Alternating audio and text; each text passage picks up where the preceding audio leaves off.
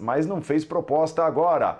É difícil, mas não impossível. Se vai acontecer, aí depende de quem vai negociar. Paulo Calçade, o Fabrício Romano, que é um jornalista que tem muito acesso e acerta muito, né? Falando sobre negociações que podem acontecer, transações envolvendo clubes europeus, e é o caso, né, porque trata-se de um jogador do Arsenal. Ele escreveu hoje no Twitter, é um jornalista respeitado, repito, que o contrato está na mesa e que o Willian está analisando o contrato, que tem aquela coisa, né? Prioridade ainda seria mais um tempinho de Europa, mas que existe sim a possibilidade do Willian escolher voltar ao futebol brasileiro e ao Corinthians. Calçade. Bom, Paulo, o Willian ainda seria um jogador importante aqui no Brasil. O Corinthians não tem dificuldade em conversar, a dificuldade do Corinthians é em pagar. Em conversar tem o pai do jogador que está sempre no Corinthians, né? Essa relação existe, e tem o Edu Gaspar no Arsenal. Né? Então, assim, imagino que o Corinthians não tenha dificuldade. Né? Mas outra questão que a gente sempre conversa aqui é da capacidade do clube. O Corinthians passou, talvez, acho que é difícil imaginar quando que o Corinthians tenha passado 6 meses de sua vida sem contratar nenhum jogador. E foi assim o começo da temporada. Ele só esvaziou o elenco, porque estava asfixiado, ainda ele tem problemas aí. A sorte do Corinthians é que um ou outro jogador dos emprestados, como o Ederson do Fortaleza, está fazendo um excelente campeonato brasileiro. Daqui a pouco ele vai ter que vender os que estão fora e os que estão dentro. Mas o Corinthians tem uma dívida gigantesca, isso é preciso deixar bem claro. Como outros clubes, né? Como tem, por exemplo, o Atlético Mineiro. O Atlético que contrata, mas ele tem 3, 4 mecenas lá que estão botando dinheiro. Se eles derem o dinheiro e nunca pedirem de volta, é o melhor negócio do mundo. Se o Atlético tiver que devolver, as coisas se complicam, né? E a gente tem que observar isso. Por mais bonito que seja ver o Atlético jogar, não especialmente nesta segunda, mas é uma equipe bem bacana. E a gente tem que sempre fazer esse alerta lembrando de todos. O Corinthians é um exemplo. Só que tem um lance aí. Você percebe que um clube ele cresce quando a torcida tem alguma coisa para abraçar, para alguma esperança. Uhum. Né? E o Flamengo passou muito tempo sem dar muita esperança, fazendo equipes medianas ali, sobrevivendo. O Corinthians, você mede por rede social, por uma série de aspectos, inclusive pelo estádio, agora que não tem ninguém, né, porque não pode ir, mas eu duvido que o Corinthians teria seu estádio lotado, jogo após jogo, nesse último ano que ele teve. Então há uma resposta, uma queda de interesse de uma torcida. Como é que você anima a torcida? Contratando jogador. E como é que você quebra o clube? Às vezes, gastando mais do que pode. Mas o problema do Corinthians, que fique bem claro, não foi contratar esse tipo de jogador. Willian, Roger Guedes, Juliano, Renato Augusto. O problema do Corinthians não foi esse. O problema do Corinthians foi contratar quase uma centena de jogadores, alguns que nunca passaram no centro de treinamento. Esse é o problema do Corinthians. São esses caras que tiram dinheiro. Sabe lá no Barcelona, quando entra em campo um Titi, torcida vaia, porque um Titi está lá e o Messi foi embora? Quando o Pjanic fica lá bocejando no banco de reservas, na tribuna, e ele ficou e o Messi foi embora?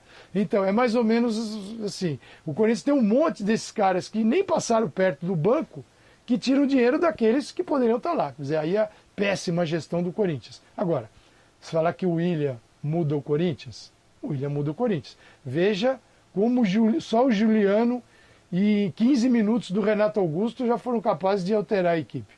Mas o trabalho que o Silvinho vem fazendo, que isso a gente teria que falar aqui ainda, existe um Corinthians dando sinais de que pode estar mudando. Isso é importante.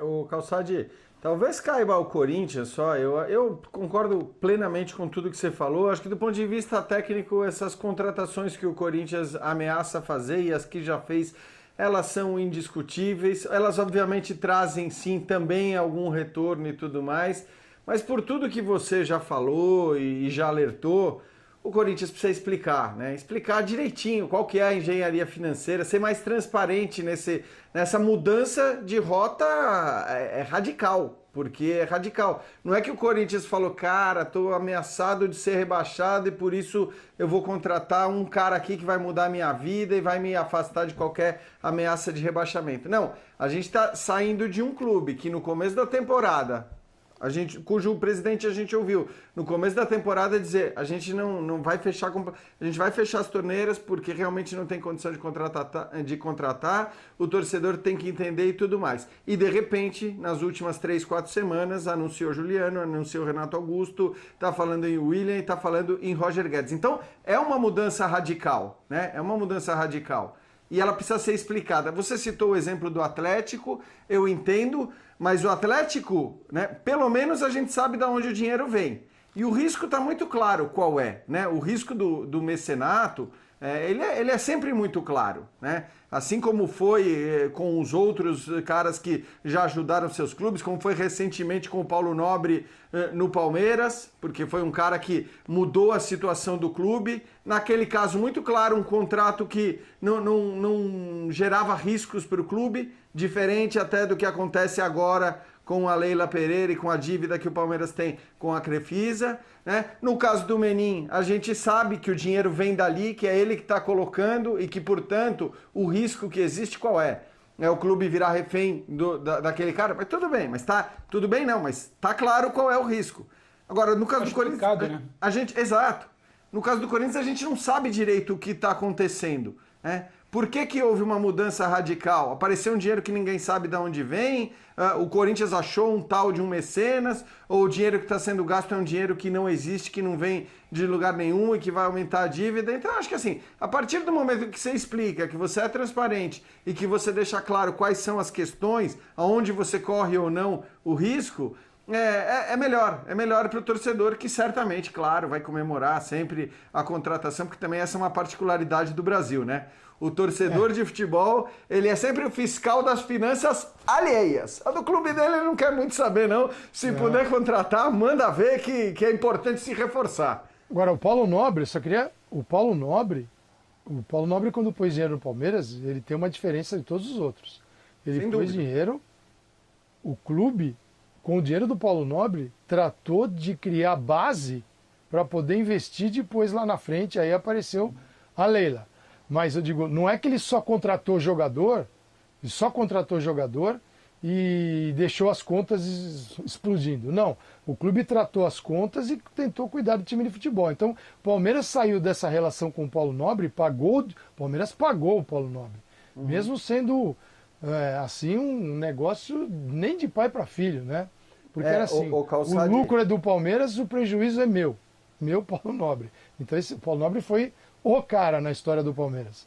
Muitos tentam apagar como se o Paulo Nobre fosse assim o cara que atrapalhou. Não, o Paulo Nobre é o cara que ele é o pilar.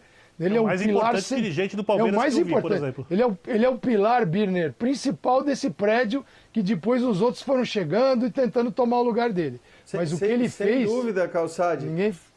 E acho que aconteceu uma coisa importante que deveria, de alguma maneira, servir de exemplo para os outros clubes. Porque você sempre parte do pressuposto que situação e oposição querem a mesma coisa, que é o bem do clube.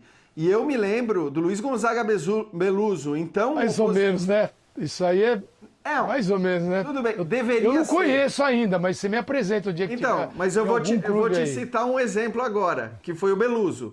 O Beluso, né?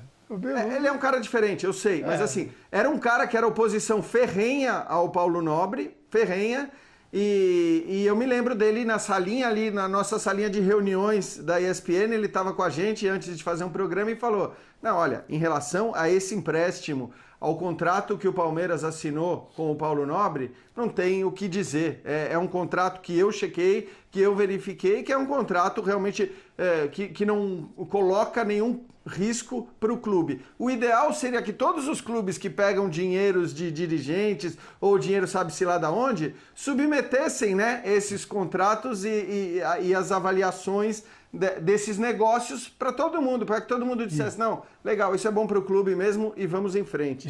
E tem muita gente estourada por aí, só para dar um dado aqui para o Fã de Esportes. O Barcelona pegou um empréstimo agora de 455 milhões de euros.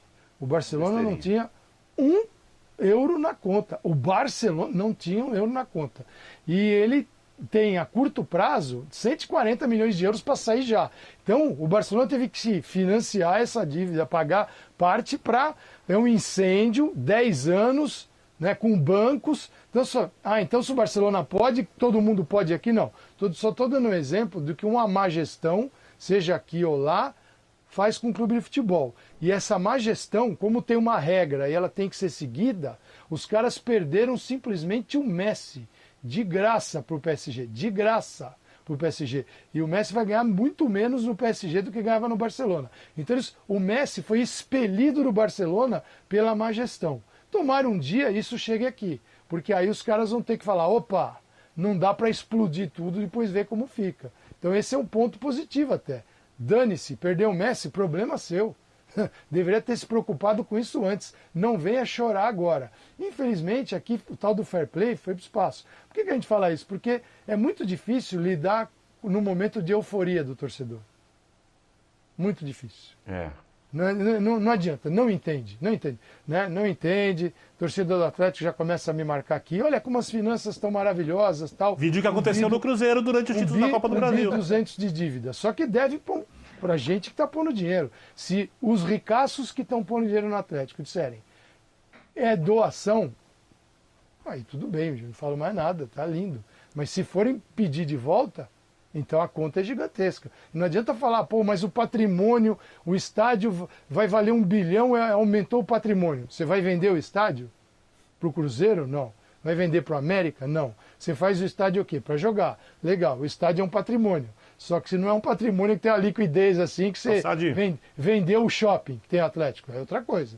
Agora, o estádio é um patrimônio que, né, não dá, ele tem que usar, não serve para outro, nenhum outro vai usar. Não vem o River Plate morar em Belo Horizonte aqui. A argumentação interna é que o dinheiro vai ser devolvido.